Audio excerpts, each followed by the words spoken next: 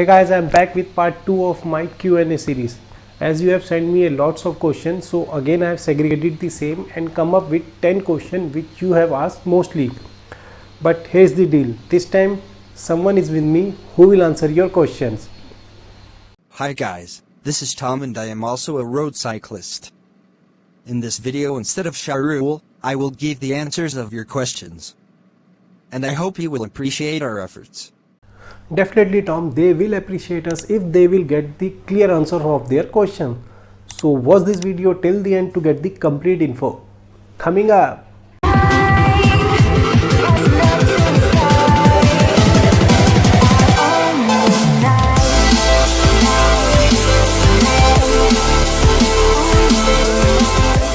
What's up guys, this is Rider Charun and welcome to my channel. Hope you start thinking towards your health and environment.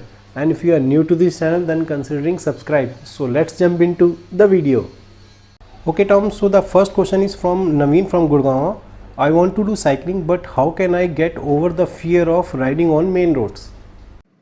There is no denying it. Sharing the roads with traffic can be dangerous, but by taking proactive approach, always follow the traffic rules. Be aware of your surroundings and always ride with traffic, not against it.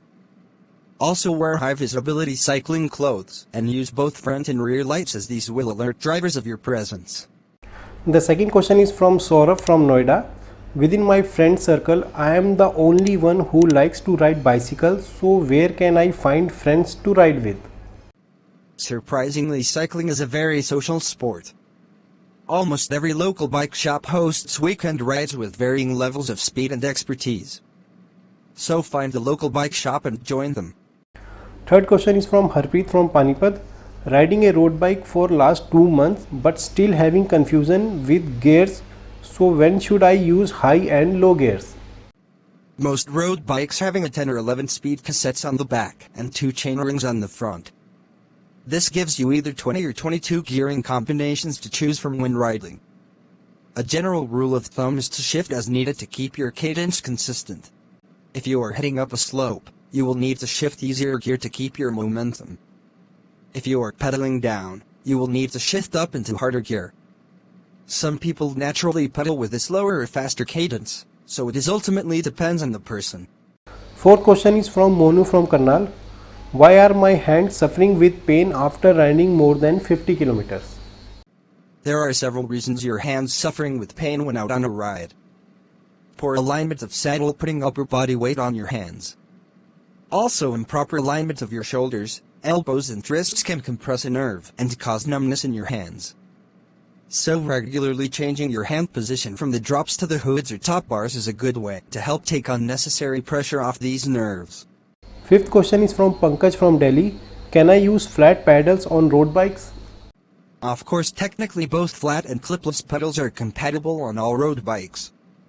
If you are not comfortable clipping in, flat pedals are a great alternative. They are more versatile and can also be used with casual shoes. If you are looking for something more performance-oriented, flat pedals with toe clips will give you more control throughout your pedal stroke. Sixth question is from Kshitij from Gurgaon. Do clipless pedals makes a difference? Clipless pedals are intimidating for new cyclists, but they have huge advantages. First, clipless pedals improves efficiency by allowing you to pull on the backside of your pedal strokes. Second, they grant you better bike control and handling as you fly through corners. Seventh question is from Vipin from Delhi. Do I need a professional bike fit? If you are a road cyclist who rides a couple of times a week, a professional bike fit is a great option, because not only it increase performance but decrease injury due to improper saddle height. If you feel pain in your knees or lower back, a bike fit will likely be your solution. Eighth question is from Puneet from Gurgaon. How high should my bicycle saddle be while riding? Saddle height is more complex than you would expect. As a general rule of thumb, your legs should be almost extended on the pedals with a slight bend in the knees. Ninth question is from Narendra from Delhi. Do I really need a bicycle specific shorts for riding? Unless you are only doing a short ride to park or to market, the answer is yes. Cycling shorts have padding built into their design, and that protects your delicate parts from road vibrations and hard saddle. 10th question is from Chetan from Delhi.